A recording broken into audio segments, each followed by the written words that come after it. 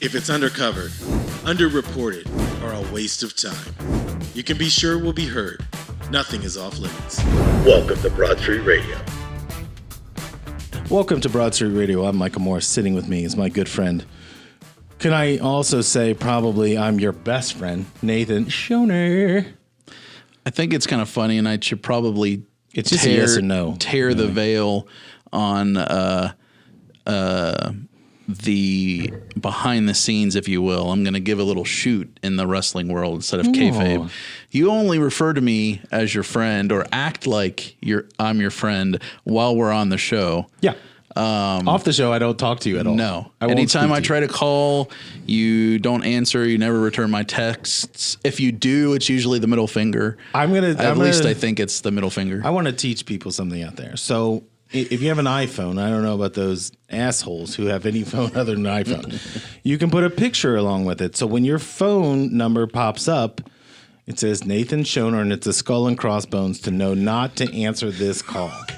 So I do not answer that call as much as I can. And then you'll be like, hey, do you have a second? Which means 45 minutes later. Fair? It is, but 38 of those minutes you're talking. I just want to say, give credit where credit is due. Those are the calls I like, because when we do the show, you're talking for 40 minutes of a half an hour show. Everybody knows that's not true. Everybody. There's 4 people who listen to this. Yes, but then there's 44 people that'll watch it, since you can watch it and listen.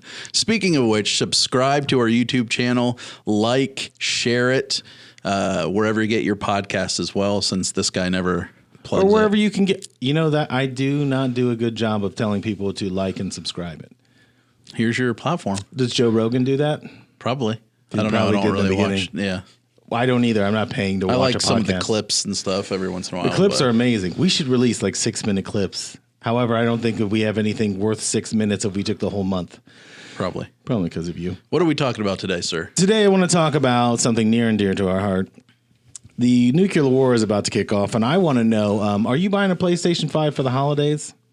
Probably not. So what I want to get into was the President Jim Biden passed a bill. You knew he got 81 million votes, right? He did get 81 million. Good on him. I have not run into anybody who actually voted for him or was happy about it, but he is the president, and we should pay with all the respect we paid to Trump. I think you did meet one a couple weeks ago. I think they made bread. Sorry. You want to tell that story right now? Because we will. No, it's okay. We're going to save that for the next podcast, because I definitely want to talk about people who are anti-capitalism and are super woke selling $10 bread, but that's later.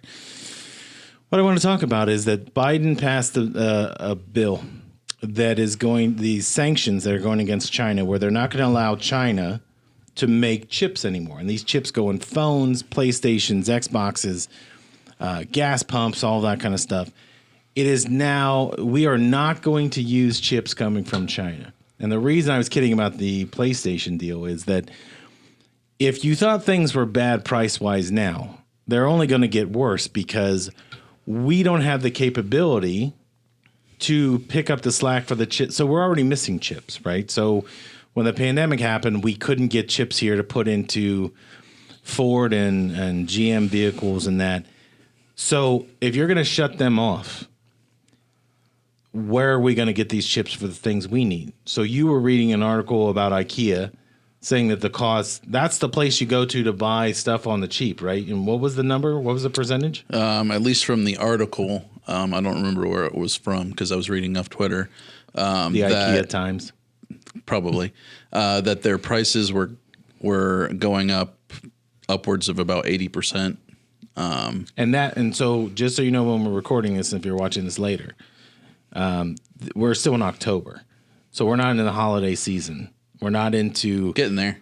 Well, that's why I thought this was an important conversation, because you are a husband and a father. You have 2 young children. I have a 15-year-old.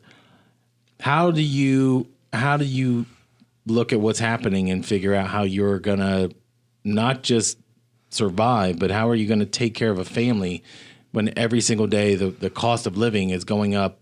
I mean, literally daily, everything is going up. Like, do you look at that, or do you talk to your wife or your mistress and say, there are things we're going to have to cut back on, or how, because there's no way to plan because the target keeps moving. Just taking it one step at a time. There's really nothing we can do. I mean, well, I should back up. Do you go home and do you worry about it? No. So you don't think about it? Not really. I don't mean that in negative. I'm just asking. No, and honestly, I mean, it's not, I mean, it's in the sense of like, okay, like, well, we've got to, whatever our grocery budget is for the month or for the week or whatever, it doesn't get as far as what it did before. Right. On a macro level, but it's not something that's like, oh, I'm up at night, can't sleep because of it or whatever. I'm sure we'll get it figured out or vote people in that'll kind of help with it or that type of thing. Our president has our best thoughts at heart, so I'm sure he'll take care of us. Well, Jim has always been good about that. He's always cared about exactly. He cares about the everyman. Yeah. Guy's never had a fucking job, by the way. Never had a job in his life other than being a senator. So he doesn't know what it's like. Even though he said this was my favorite, my mom, and I might have brought this up before, my mom is from Puerto Rico. And Biden was giving a speech about how he grew up basically in a Puerto Rican community. So my mom calls me to tell me the good news and say, Biden's basically Puerto Rican now. And so I said, well, he was raised in a black community before when he was running, and then a Jewish community, and now he's a Puerto Rican. So welcome to the community, sir. He's been all over the place. Well, my favorite part is I looked up I love numbers. I looked up the percentages of different races in Delaware. Hispanic is 0.1. So if he was raised there, let's just say 40, 50 years ago, it wasn't 0.1, right? Mm-hmm. So you grew up in that. That's like me going to a deli and saying, you know what, I was raised Italian. So the guy literally doesn't know. I think they're all this way. I think everybody that's running for office for the most part, if they're a politician and a career politician, they have no idea what we're going through. Yeah. I heard Ben Crenshaw during the pandemic say, I don't know why he said this. He's on a podcast and he says, they said something about stock trading because Congress people they're voting on bills and then buying stock at the same time in these things that are happening. And he defended it and said, well, I only make $187,000. Oh, boy. Yeah. Sucks to be him. Ever since he said that, everybody has gone they're like, oh, my God, you're just like AOC. They're always complaining that they don't make enough money. You don't have to take the job. And it takes millions of dollars to get somebody elected. So you have to go fundraise and all that. Then don't do it. If this job this thing that we're doing right now cost us $1 million to do every single month, and we had to keep raising the money for it, at some point you would be like, hey, this isn't worth it. You would just stop. Yeah. But I don't feel bad for anybody that gets in a position that they chose to be in, that they wanted us to put them in, and now they're complaining. But those are the people that are supposed to be helping keep the cost down for us, and instead they're doing the complete opposite. So this is going to get off the rails a little bit. When does this show ever stay on the rails? That's true. The answer to a lot of this is by changing a lot of those policies of changing to where there's term limits for senators, for House, just like there is for the presidency. But the only way to do that is for said people to vote that in. Right. How do we actually make a change or get people in to make those changes? By maybe changing the way that there's lobbyists and stuff like that, to where changing so where you're not going to be bought by the big tobaccos, by the big, oil, big whatever. If they're not in play, then you have those people that will, I'm sure, you can't brush everybody the same color or whatever, but you would have to think that a lot of these people who started in, when they first started, they had true good intentions of like, hey, I want to make a difference. I want to make this country better on both sides of the aisle. Doesn't matter.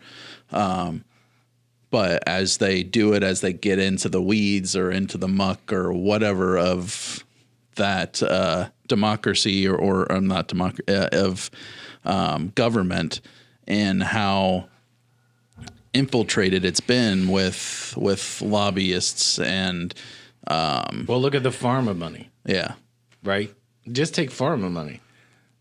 They are now trying to, because no one wants to take the whatever you want to call it so we don't get in trouble, they're now trying to push that. The CDC is now saying kids, in order to go to school, will now need this. Even though the president said the pandemic is over, that that's over and let's move on.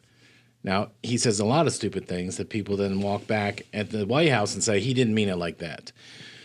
So you are losing your freedoms and have been since 9/11, just so you know. Every single year, no matter who's in office, you've lost more of your freedoms than you had before.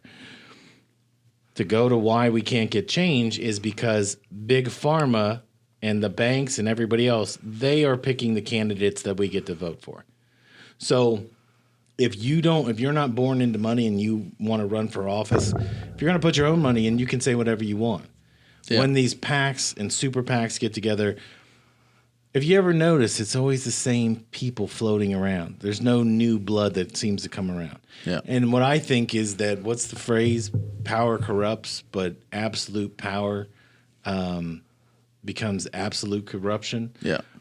So if you look at somebody like Nancy Pelosi and she and her husband, she had nothing, by the way, in the 60s when she got into Congress. Like, she was like an intern and all this other stuff and worked for the Kennedys. Her family net worth is just short of $1 billion. How are you going to beat her when she's got big corporate sponsorship that will kill off anybody who's trying to run against her? And we only vote for what we know, right? So it's like when you run commercials. Like, my whole life is about running commercials for other people to make them money. Yep. If I only know one window company, doesn't even matter if they're good. It matters, do I know that name to pull that lever or push that button or write it in? That's our biggest problem, is that this is not a country. This is a military with a country issue. And the issue is, we have not had peace in our lifetime. We have never not been, I don't even want to say at war. We've never not occupied somebody. And so I looked it up the other day. We've been occupying somebody since the mid-1800s. So there's no way to end that, because here's what I think would happen. Hey, you know what? Let's have peace. Let's pull all our troops back. Let's shut down all these bases. I think it'd be the one time that something happened where a 9/11 or a Pearl Harbor would happen. They'd say, see, this is why we can't have peace. And then they'd ramp it back up all again. And that's what I think the problem is everybody's voting for war.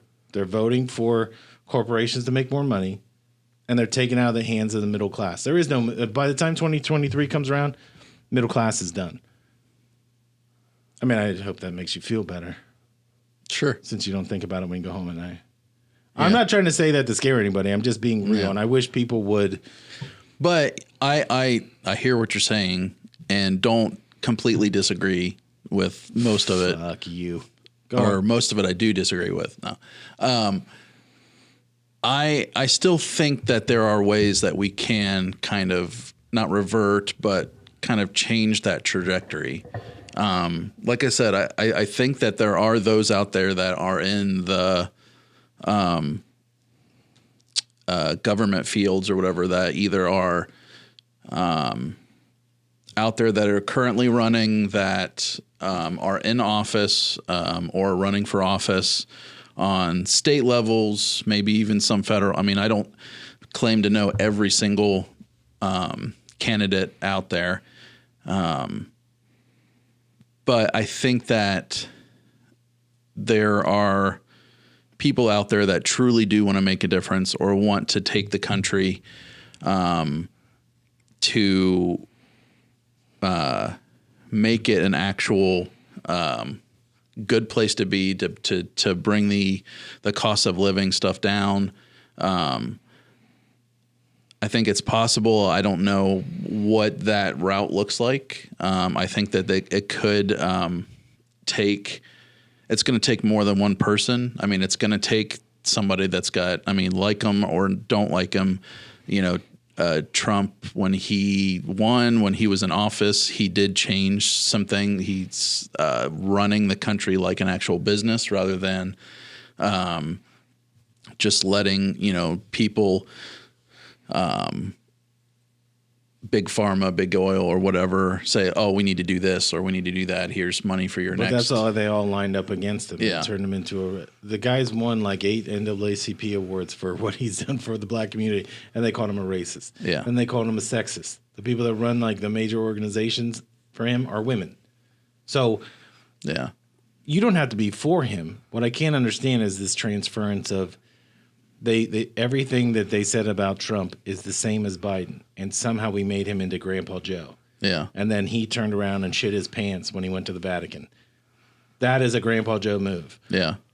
What I think we've done is we've literally picked left and right, and there is no middle.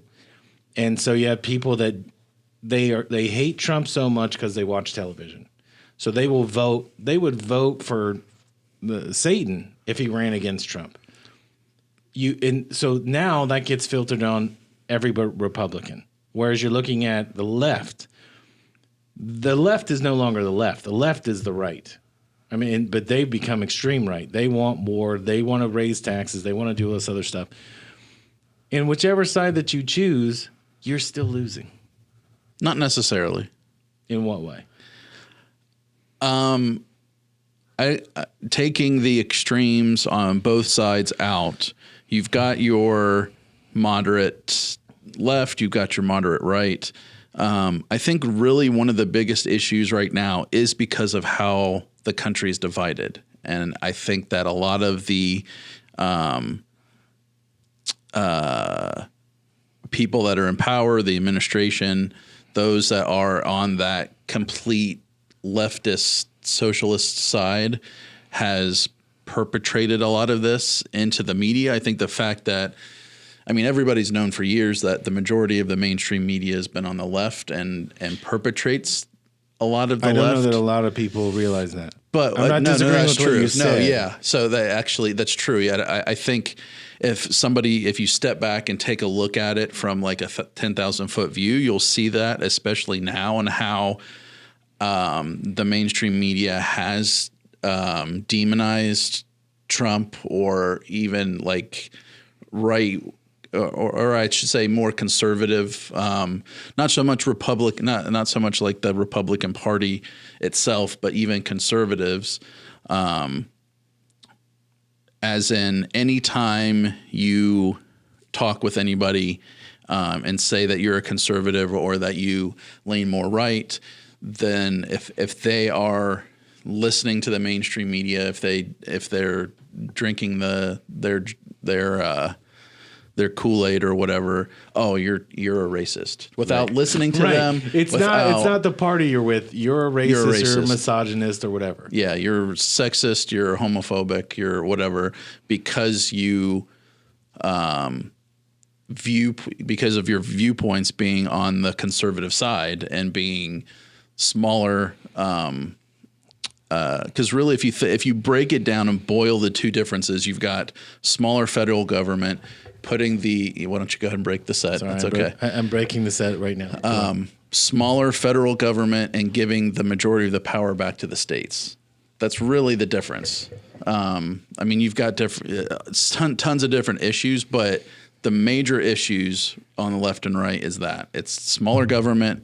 What conservatives, the viewpoint is having a smaller federal government, giving the majority of the power back to each state.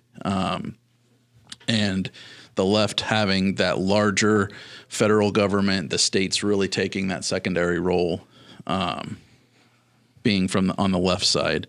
I think the fact that it shouldn't be, oh, okay, you're conservative, oh, you're racist, oh, you're, homophobic or whatever, just you're a Trump supporter or because you don't agree with Mr. 81 million votes. He did get 81 million, just so you know. I know, yeah. That makes it 83 or 85% of every registered voter voted for one of the two candidates. I agree. That's pretty impressive. Yeah. What I think the biggest problem that I have with all of this is that if you look at Los Angeles, like you and I, because you went to film school in LA, and I always ask you about, because to me, Los Angeles is 1965 or 1968. It's Laurel Canyon. It's all the music and the art that came out. Like, I'm fascinated by that. And today, those same areas have these pop-up tent cities and homeless encampments and all that they don't want you to show on the news. And so when I see that, and if anybody shares it, they get absolutely blasted on Twitter or Facebook or all this other stuff. As though, why are you pointing this out? But we're sending $2.5 billion every month to Ukraine so that they can fight a war that they're never going to win. Yeah. So if we cared about the people, I guess I didn't really think about it this way because I always thought every president really cared about the people. And I thought the reason for all these wars was to protect us. You know, as you're younger, you think, like, why would we do anything? Yeah. Then you realize that we're the assholes that are provocating this through the FBI and the CIA. You look at that and you just say, we don't care about our people. Like, our government doesn't care about our people. They just care about your vote. And once they get it, they don't care. I have a bigger problem. It used to be I would look at the vets that, you know, when you're in Columbus, we don't have a lot of homeless people that you see, at least for the last 10 years. You're starting to see them off the side of the road. And a lot of these people are veterans. But when you see homeless people in California, these are not people that used to be on the Brady Bunch and just didn't make it and didn't leave Hollywood. These are people that are in trouble, and nobody cares about them. And that's my biggest problem, is that we should care about our fellow man. And, you know, this is weird coming from me that I was rooting during the pandemic for everyone to disappear but myself. True. I took a little offense to that myself. Well, I'd have made you one of the last ones to be taken away. I'd have been Rick Grimes and you'd have been fella who was walking with me. Put it that way. Then Did I would you have even tripped watch you. the show?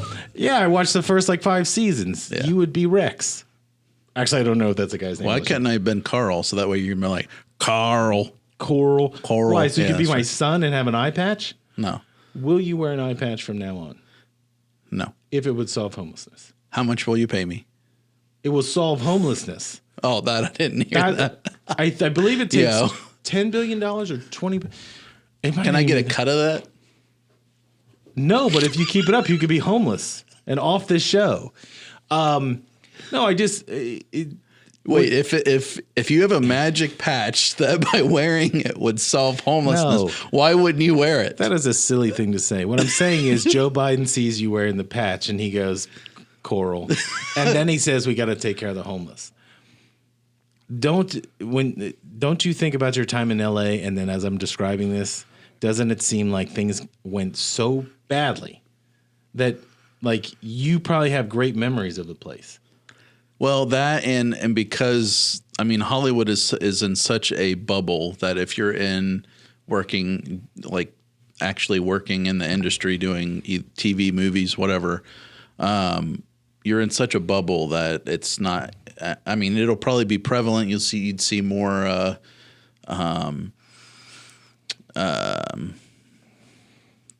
protests and stuff like that around. I mean, because you'd still see that even back then. I mean, that was, more than what, 15 years ago? What are we in 22? Yeah, so about almost 15 years ago now. That it,